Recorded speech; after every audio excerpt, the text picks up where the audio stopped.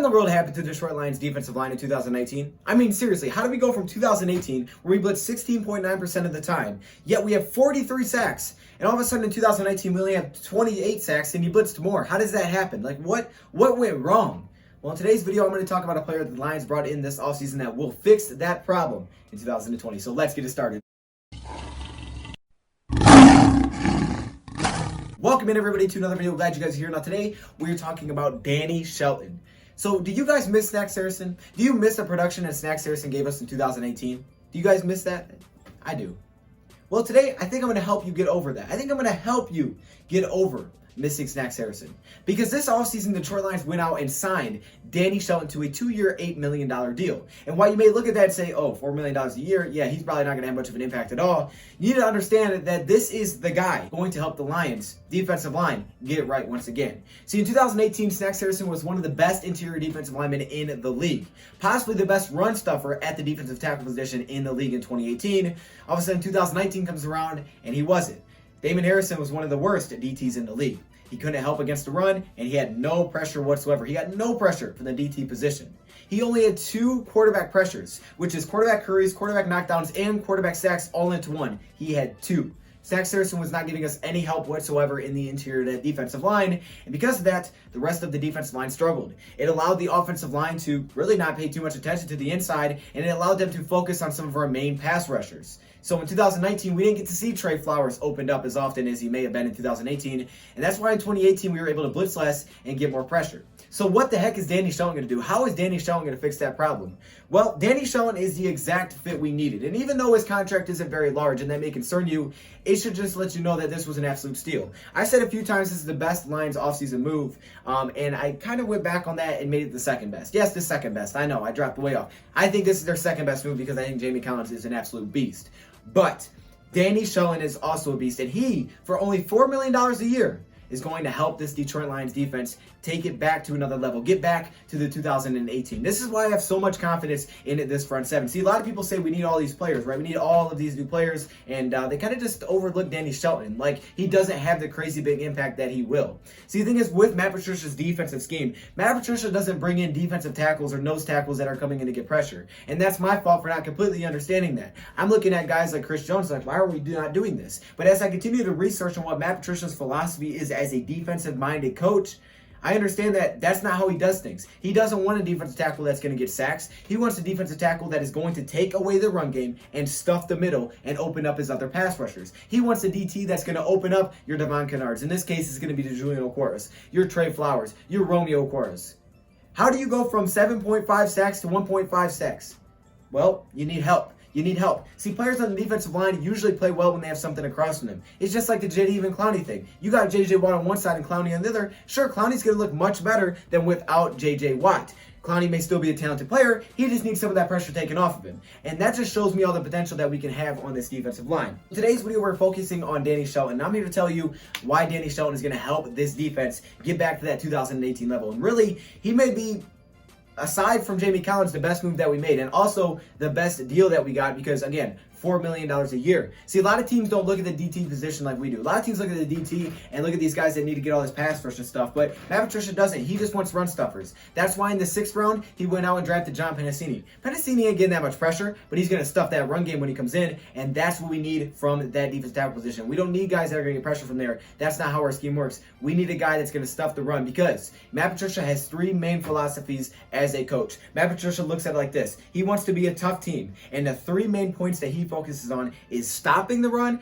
being able to run, and stopping special teams returns. Those are the 3 main things that he looks at. Okay, like every side of the ball. Defensively, we need to stop the run. Offensively, we need to be able to run the ball. And on special teams, we need to stop returns. Okay, so kickoff returns, punt returns. Matt Patricia is all about being tough. And that is exactly why him and Bob Quinn work perfectly, because Bob Quinn wants to fix the running game, and that's probably a big reason they brought in Darrell Bevell as well. He's about running the football. That's where everything starts. Everything starts on the ground. If you can take away the run, then that's where it starts defensively. You can't stop the run, you're going to lose. That's Matt Patricia's philosophy, and that's why Danny Shelton is perfect, and that is also why they traded for Snacks Harrison when they did. It was just unfortunate that he took a big drop off in 2019. And if you don't believe me that he did, one, go look at his numbers, and two, just go listen to what Snacks Harrison had to say. He recognizes that he had a big drop off in 2019. So what I did was I went back and watched Danny Shelton in multiple games that Danny Shelton has played, and I've been researching this guy for a while. I've been really excited to do a video on Danny Shelton. I've taken a lot of notes on Danny Shelton, been very, very excited. See, Snacks Harrison was 6'3",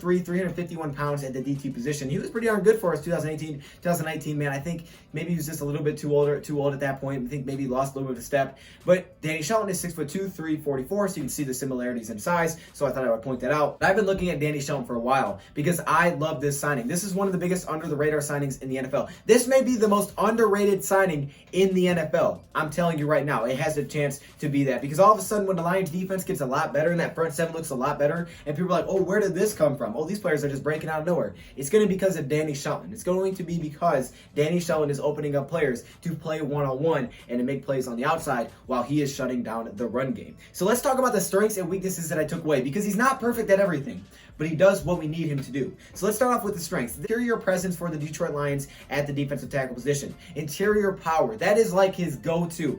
You're not going to get a guy here that's all about technique and, swim moves and spin moves and, burning guys. He's not the most athletic, player in the defensive tackle position, but instead he is all about power. This is one of the strongest defensive tackles. He's got huge size. He's great size for the DT position if you're looking for a run stuffer. All about power, man. All about it. Through his legs, upper body, there is power. He's able to use his upper body to throw offensive linemen off. He's able to use his lower body to explode into an offensive lineman. The power is what he is known for. That is his trademark. That's Danny Shelton, is the power. And that's a huge reason that he was a first-round pick. Keep that in mind. This guy at one point was a first-round pick, and now you got him for $4 million a year. Yeah, tell me that's not a steal. He is the definition of a run stuffer, okay? There's run stuffers. There's guys that are good against the run, but he is a run stuffer. You put him out there to stop the run. If you know it's a passing play, there's a good chance he's not going to be on the field. And that's why he's great as well, because he can rotate in and out. He is a run stuffer, okay? And that's why certain teams, he'll have a really good stat line, and some teams he doesn't have the best stat line, because really against running teams, this is the guy you want.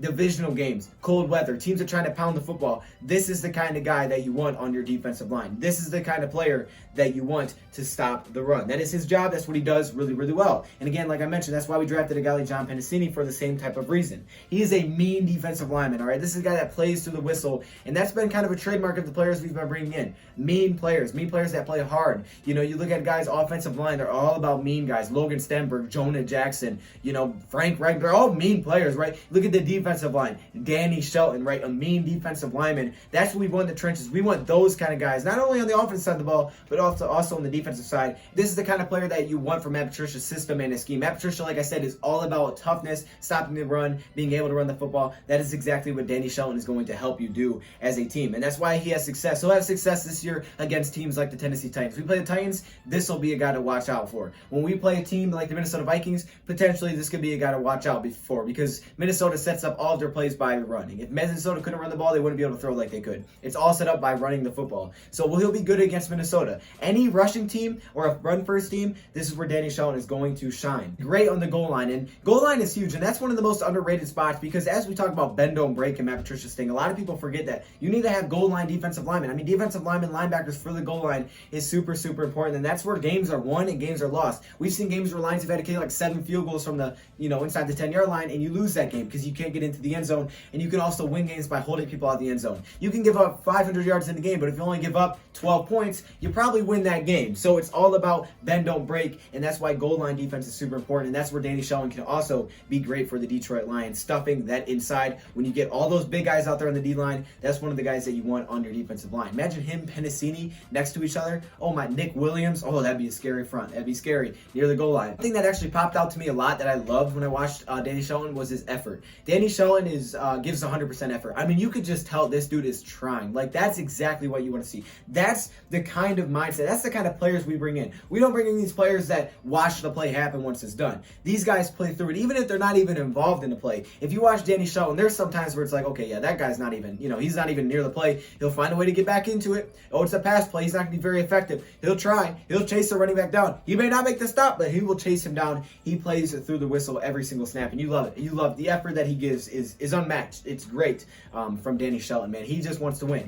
He plays super, super hard. He does well, and honestly, just to sum it up, that's what he's going to do for the Detroit Lions, and that's why he's going to help take him to another level. Now, let's talk about the weaknesses. Now, for a lot of teams, this would scare them away, but for the Lions, a lot of this isn't that big of a deal because you don't necessarily need him for that. For one, he's not much of a pass rush presence. You're not going to get a guy, you're not going to throw him in there and say, okay, go get us some pressure. He might here and there, here and there he'll be fine against offensive linemen. Sometimes he'll just overpower him and just completely run over an offensive lineman and get pressure. But a lot of times he's not going to do much. He doesn't have pass rush moves, right? He's not making cool different moves. He's not technique. He's not a speed rusher. He's a defensive tackle, right? That's what you need. You can put him on the defensive end at times, depending on the situation where you want your run stopper at. But this guy isn't going to get tons of pressure. I mean, that's not what he does. Here and there, maybe he'll surprise you. It's like, oh, Danny, kind of like Snacks. Here and there, he would surprise you, but for the most part, he's not a guy you're putting in there, to say, okay, we need to get pressure. Where's Danny Shelton? No, that's not what you're doing. Honestly, it'll probably be, where's Nick Williams? Something like that. That's the kind of size you're looking for. He's not always out there on third downs. That's not always his situation. Or I should say not third downs, on passing downs. Not always out there on passing downs, obvious passing downs. If it's 3rd and 2, he's probably going to be on the field. And it also depends on the opponent they're playing and, what they've seen. So games like against the Chiefs, a lot of times he wouldn't be on the field on even short third downs because they would recognize that the Chiefs want to throw the football. And if the Chiefs are going to throw the football, he's not going to have much of an impact. They're a sideline-to-sideline team. Matt Patrick Mahomes like to roll out. He didn't have tons of an impact on those plays against the Chiefs, but when it would come to short down situations and they can feel like they're running close to the goal line, that's when he would have a big impact. You don't want him necessarily against stretch run plays, zone run plays. That's where he can struggle as well. So against the zone, he has to get through the guards, right? He has to attack downfield. If he goes on an angle, he's not beating any of those offensive linemen because he's not that athletic. He's not. He's a big guy. I mean, what do you expect out of him? He'll give you effort. He's just not that super athletic. But if he can get downfield, he can be successful. The thing is, on those type of plays where you need an athletic defensive lineman, that's not where he's going to thrive. He's going to thrive though at stuffing the middle. I look at him and you look at like the stat, even just the stats will tell you that he's going to be much better than Snacks Harrison was. Like Snacks Harrison had 49 total tackles from 81. He also had 11 missed tackles. 11 missed tackles last season. And he had 2 quarterback pressures. Like I said, it's quarterback hurries, quarterback knockdown, and quarterback sacks all in one. He had 2. 2? Come on, man. Meanwhile, when you look at a guy like Danny Shelton last season, coming off of his best year, where he only started in 14 games, because again, a couple of games he doesn't start because they just don't see a great matchup for him, but he did play in all 16. By the way, knock on wood, this guy has played a lot of games, okay? He's not a guy that necessarily has crazy injury concerns, so that's great. But when you look at him statistically, 61 combined tackles and only 3 missed tackles. Only 3 missed tackles, and he had more tackles, and he also had 9 quarterback pressures. So while he's not a guy that's going to give you a lot of pressure, he'll give you some. He'll give you something. Danny Shelton is going to be the reason this defense takes it to another level, at least the front 7. And Jamie Collins is going to be the reason they take it over the top. This defense is going to be much improved in 2020, and when people look back, I think they're not going to necessarily give the credit that Danny Shelton deserves. But I need you to keep in mind, when this defensive line starts performing, and when Trey Flowers hits double-digit sacks, okay, when these guys start coming out of nowhere, always look back to the inside, okay? Look back to the inside. In this scheme, that is one of the most important positions. Look back to the inside of that defensive line and see who's thriving. I'm going to bet you it's going to be a guy like Danny Shelton who's playing his butt off, that may not get the stats. He may not get the tackles. He may not get the sacks on his stat sheet,